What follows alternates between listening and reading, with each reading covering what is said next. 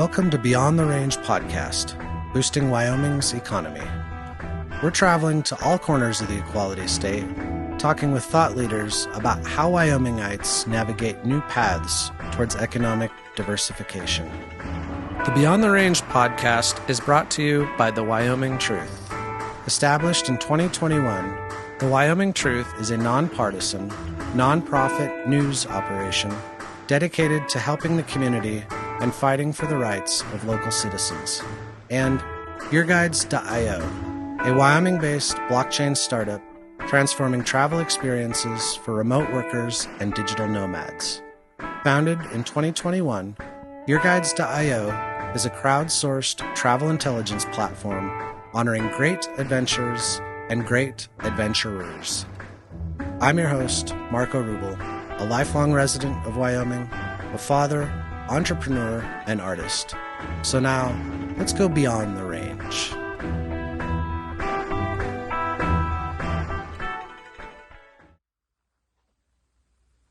Howdy, and thanks for tuning in to episode 3 of the Beyond the Range podcast. My name is Marko. I live up in Cody, Wyoming. I am the co-creator of this project. And on behalf of myself and Will Ross of Nomada Media, we just want to say thank you for engaging with us in this crucial issue for the state of Wyoming, and that issue being economic diversification. Another huge shout out and thanks to the Wyoming Truth for believing in us in this project and supporting us all along the way. We wouldn't be here without the Wyoming Truth. And so for this episode, we would just like to kind of take you back about a year when this project all started and show you an interview that we did with Gary Trauner of Silicon Couloir in Jackson Hole, Wyoming. Gary is the executive director of Silicon Couloir, which is an entrepreneurial resource organization located in Jackson. And Gary will walk us through what a healthy and sustainable middle-class entrepreneurial ecosystem looks like and what we need to do to get there and what are some of the resources out there. So, in this episode, we may refer to it as the Thinking Old podcast because that was the original working name. But this interview is actually the first one we ever shot. So, kind of behind the scenes on what the beginning of this project looked like. So it's come a long ways. We really appreciate your support and engagement and time and consideration. So thanks so much. Be well and enjoy our episode with Gary Trauner.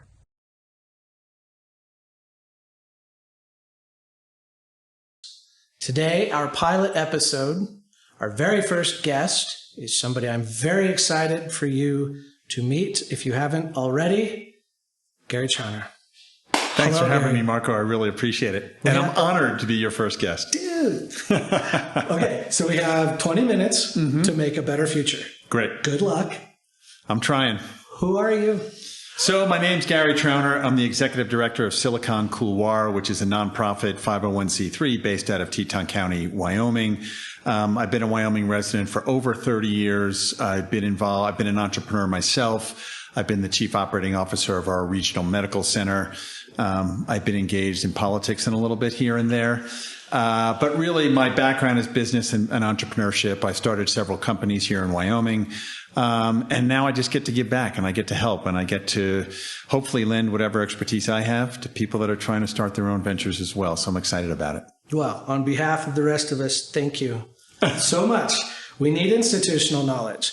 We need background, right? And so I think today let's focus on those first principles that make up a healthy middle-class entrepreneurial ecosystem. What are some first principles? Where do we begin?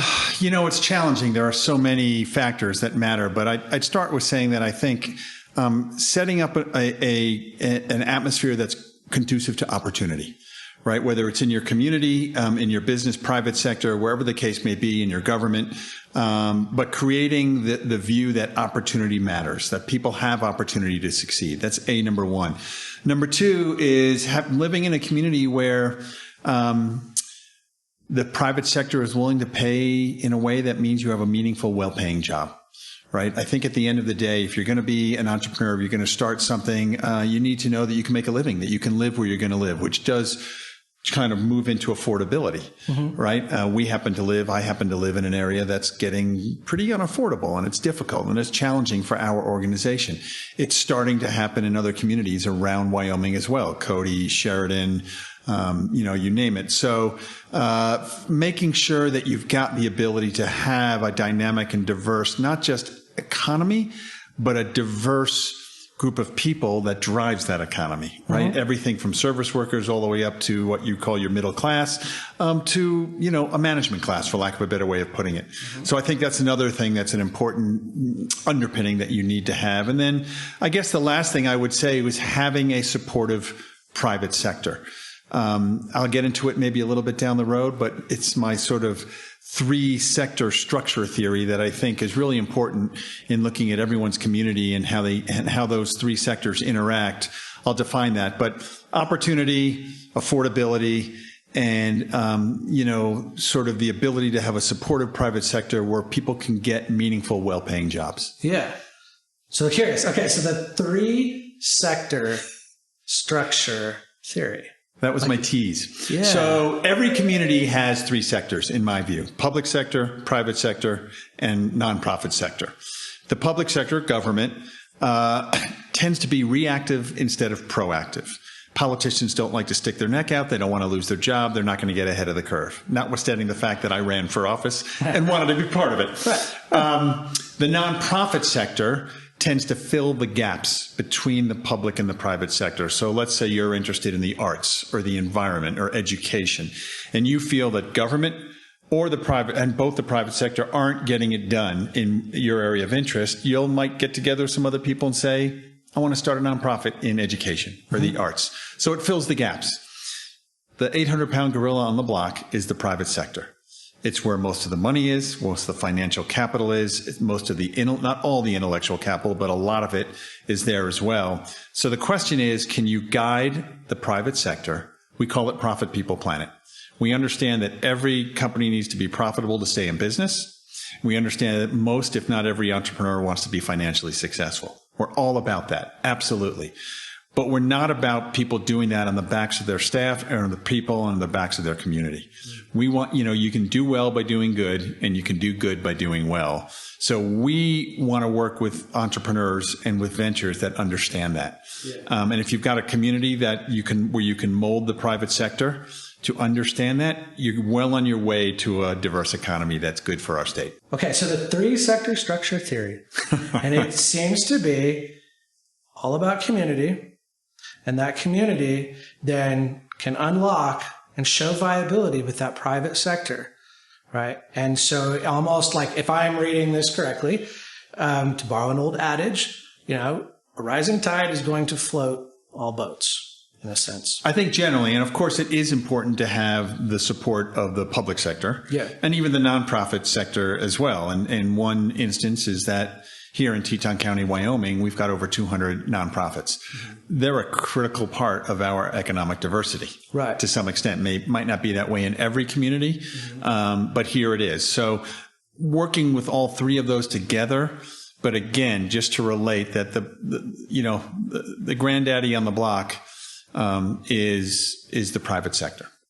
We have these elements, right? We've got your 3-sector structure theory that we're operating on for this conversation.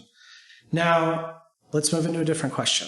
Entrepreneurs, they've begun their journey. Where do you find support? When you're like, from my perspective as an entrepreneur with Your Guides to IO, like I heard some analogy somewhere that being an entrepreneur starting a new venture is like chewing glass, looking down, it's stressful. Like where do you go for support in the land of high altitudes and low multitudes? There actually are a number of places that you can go. And I just want to step back and agree with you, Marko. I think most people who take on this journey, maybe when they're first taking it on in their first iteration, don't realize how stressful it is, how lonely it can be, how the ups and downs of being an entrepreneur. So it's a difficult journey. And my recommendation would be, there's different organizations in different places. So we're a nonprofit that supports entrepreneurship and has a range of programs from anywhere you are, including a boot camp and education program from the get-go, all the way through to an angel network that can help you fund your venture down the road. So in our neck of the woods, we're a great place to go. But you can go to any economic development association that might be in your county or your town. They're all over the state of Wyoming in different communities. You can go to the Wyoming SBDC, the Small Business Development Centers that are also located, government funded, around the state. Of course, there's the Wyoming Business Council, which has been really strong in trying to diversify the economy in recent years. They're based, down in Cheyenne, I believe. The WBC, they're another resource that you can go to. So there are sort of governmental and organizational resources that entrepreneurs have. I also think it's important not to overlook what I'll call the peer mentor network, right? So, you're trying to start a venture of some sort, and you're talking to the EDA and the SBDC and all these other groups. But at the same time, maybe you know someone who's been there and done that. It doesn't have to be your exact field that you want to be an entrepreneur in or your exact, industry, but they've been through the mill. They know the steps. They know the difficulties. They know what it takes. Maybe you've got a mentor who's still working and successful in the business world. And even if they're not fully an entrepreneur, they know the critical parts of what it takes to build a venture. So there's sort of the organized governmental, help organizations that are out there throughout the state. But then there's also the unofficial peer mentor network that I think in many ways can be just as important because they're people you can rely upon on a phone call, a friend, a peer, a coworker, one of your parents' friends who's been successful and is retired. I mean, whatever you can find to help you succeed in that way is an important factor as well. Yeah. And I know from the actual doing the entrepreneur side of things, entrepreneurs are very good at execution, right? They're an execution mindset people or whatnot. So yeah. So again, to you viewers out there, as we're searching, let's go to those EDOs, those economic development organizations, SBDC, Small Business Development Center. Shout out to James Drever, by the way, down in Laramie. James, you're awesome. Wyoming Business Council. What was it, WBC? Yeah, Wyoming Business Council. Yeah. And then Wyoming Women's Business Center. Exactly. Market Research Center down in Laramie. University of Wyoming College of Business. They will help with entrepreneurial research. They'll have grad students that can do research for you pro bono. There's what is it, Impact 307? It's a number, right? So there's no shortage. But if somebody needs a vector, hey, I find that my town, we're getting a whole bunch of tourists coming through to Yellowstone. I don't know, there's a hypothetical. We definitely need a t-shirt shop and a charging station for the EVs that are coming, a vector for them and say, right. Shoshone, Wyoming, go down to the city council or go down to SBDC office in Riverton or wherever they're at. That's the vector, but start small, and then there's plenty of opportunities out there. And I want to be clear, I didn't mean to leave anybody out. If I didn't mention Impact 307 or UDEP, whatever, I just wanted to give some high-level examples of organizations that, tend to have government funding, frankly, from the state or local counties, whatever the case may be, but they're there to help. And they are in pretty much almost every relatively major community in Wyoming to be there. So you can find one relatively close to you if you need to. Yeah. Yeah, and I know with me, at one point I was searching around for grant opportunities, and there were some stuff I would find in places that I would not expect. USDA, for instance. Right. Some different grant opportunities out there. So, okay, so we have our heads wrapped around, at least for now, how to vector in support for the entrepreneur. Okay, we know these EDO, we know SBDC, we know all these places, but what can a family member do? What can somebody who's listening to this right now who's maybe I might do this? Or I know somebody who is like working their butt off trying to make this happen because they want to stay in Wyoming. They want to create options for their kids themselves that they didn't have. So, like, what can we do better? Like, what conversation? How can we do this? Like, let's wrap. Yeah. Oh boy, that's a really broad question, but I love it. Yeah, again, it's stressful. It's lonely. It takes a long time. I have my maxims. My 3 maxims of entrepreneurship are: it's going to take longer than you think, it's going to cost more than you think, and you're going to have to work harder than you thought, right? So those are all like the guarantees of being an entrepreneur. And so knowing that you've got support, whether it's your spouse or family or kids or siblings and parents or whoever that might be, just showing support for that journey is a really important aspect of being an entrepreneur, right? There are days where you can't get your funding and you can't get this together and you just talk to someone and they don't want to be a customer and whatever the case may be. And you're down because you're like, this is never going to work, right? And you need someone to say, stick with it. Yeah. Right. Because I think maybe the single biggest trait you have to have as an entrepreneur is what I call stick-to-itiveness, but tenacity, right? You got to stick to it. It's going to be tough. No doubt about it. So I think that informal network is really important. And then, we at Silicon Couloir, one of the things we've done is we've put together a mentor program, right? It's volunteer. We've got successful people that live in our community who are willing to volunteer their time to mentor entrepreneurs throughout their journey. Right now, we have a formal program that we've licensed from MIT, but it doesn't have to be that formal. It can be somewhere, again, I mentioned it earlier, where a mentor, someone who's successful in business in your community. And if you're that successful person, you make yourself available to entrepreneurs who might come to you. Yeah, dude, like pay it forward. Right. Exactly. Exactly. I mean, that's a huge part of it. And for entrepreneurs, it's kind of like, how do you start? How do you even know it's time to be an entrepreneur? And, I look at it as really there's 2 things, right? It's what is the problem I'm trying to solve? And what is the solution that I'm bringing to the problem? Those are sort of the underpinnings. And again, if you've got someone who can help you work through that, right? And then determine, okay, is this problem and the solution, is this something that's viable from a private sector commercial perspective? Will people pay me to provide that solution, whatever it may be? Then maybe you're starting on your way to having a viable enterprise. Yeah. Yeah. Problem solution. Yeah. Problem solution. Key. And I think too, and I don't know where this comes from, but we have this sort of like shoot first, aim later mentality. Right? A lot of times where it's like, if I build it, they'll come. Right. If I build it, they'll come. And maybe that works sometimes, but I think often maybe that's a fallacy because you're ignoring that problem solution mentality. No, exactly. And also I would argue that, entrepreneurs want to think big. They want to do well financially. They're always thinking about the next thing they can do. And this is a generalization, but my advice and our advice at Silicon is focus. Right. So let's say you're, starting a B2C web commerce, e-commerce clothing line, right? Business to consumer. Right. Business to consumer. Thank you. So you've been a ski guide and you want to start a clothing company, right? With ski clothing.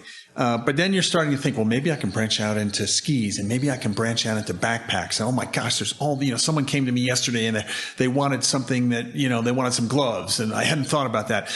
You know what? If you're that scattered as you're moving along, you're probably not going to make it, right? Focus on that first thought you had. You wanted to build the best pair of ski pants that you could possibly build, right? Start there, focus on it, make that successful. That's going to take longer than you think. It's going to cost more than you think. You're going to work harder than you think. Right. And then when you're there, you've built a brand.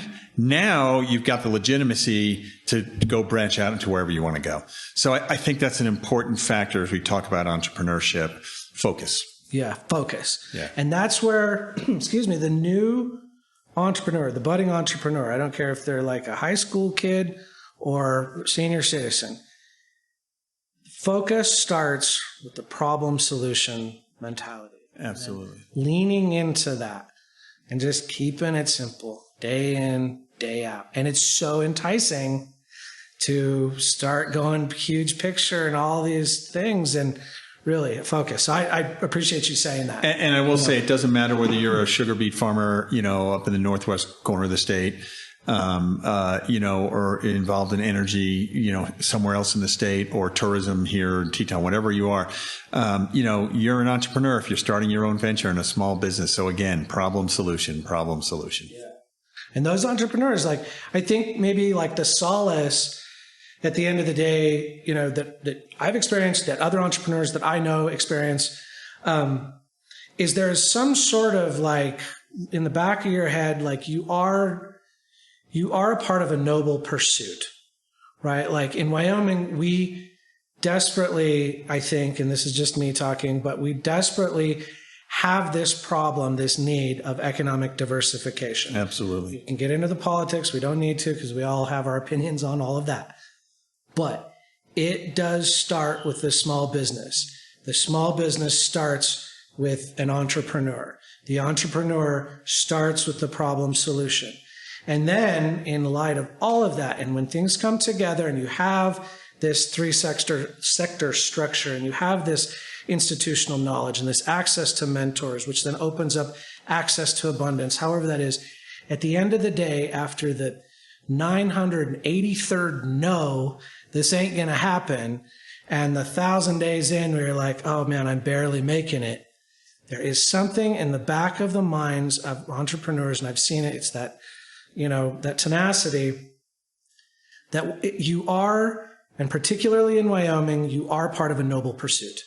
You Absolutely. Are making this world better because you're solving problems by definition. Absolutely. You know the old saying about Wyoming, right? We're a really small town with really long streets. Mm-hmm. So we have small communities, and, look, not to knock on large public multinational corporations, right? But at the end of the day, those big public companies, they tend to take their profits and send them back to headquarters, and they tend not to fully keep them in the community. It's the small businesses in this, and when you're subject to sort of,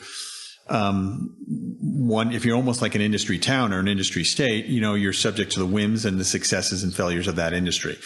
Economic diversification is the way we're going to do it. And having small businesses in your community that care about the people in that community, that care about the community itself. That's the building blocks that we need in order to be successful, in my view, here in the state. Why do you do what you do? Yeah. Thanks for asking that.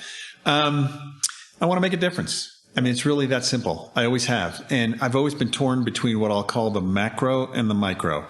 The macro is trying to make a difference at a high level, sort of community, state, countrywide. And as you know, and I'm sure a lot of people viewing this know, I've run for political office at the federal level because I wanted to make a difference. But I also want to make a difference at the micro level. So I've been the COO of our local regional medical center. I've been the chair of the school board. I've run a nonprofit, a youth sports nonprofit. I'm running Silicon Couloir. It's, making a difference in your local community in some ways is just as satisfying and more tangible than trying to make a difference at that higher level. So I've always been torn between the two. But Silicon is a great way for me to, again, my job, I get paid to help people succeed. That's my entire job. I have no other, ulterior motive other than to help you, Marko, or help whoever else is out there, succeed in their venture in the way they want to succeed. So, it's really simple, and there's no ulterior motive. I want to make a difference in this world. I think I'm capable of doing that. There's different ways to do it. I've tried different ways. Some have succeeded, some haven't. This is a way right now that I feel I can give back. Yeah. And so when we're thinking old, what doesn't change in a day and age of constant change? Problem solution, giving back, and keeping it simple. These are the messages that we're going to continue to hound on in the coming episodes as we move forward in this journey of economic diversification in the state of Wyoming. So stay tuned, because we're going to be looking at female athletes. We're going to be looking at artists, entrepreneurs, politics, sports, and those Wyoming utopian saints. So, Gary, I just want to say thank you again. You're awesome, dude. Silicon Couloir has changed my company, YourGuides.io, for the better. It's put me in a great headspace. And, if anybody is interested in learning more, where can they go? Well, you know what? They want to or- learn more about Silicon Couloir, www.siliconcouloir.com. They can, go to About Us. They can find me. They can email me. They can call me on my cell phone. I'm available. The old saw about Wyoming too. It's we're accessible in this state. So I don't want people to feel bashful that they can't get in touch. If I can't help them, if they're out of our region or somewhere else, I'll try and do my best to guide them in the right place. But yeah, I'm having a good time. And that's, one of our values at Silicon is fun, world class, but also fun. And then taking action, among others. So, if we can help, I'm happy to do it and, enjoy it while I'm doing it. And that's a long part of the journey, right? A big part of the journey. Okay. Well, this journey has started right now. We're going to have fun with it. Gary, thank you. Honored to have been on here, Marko. Thank you so much. Hopefully you'll have me back and I can talk sports. Yeah. Or politics. Or politics. Always, that. Yeah. Always happy to talk politics. Okay. Anything else? Nope. Appreciate you having me on. Really do. Dude, thank you. This is the Thinking Old podcast brought to you by yourguides.io. Cheers, peace, be well, and have fun.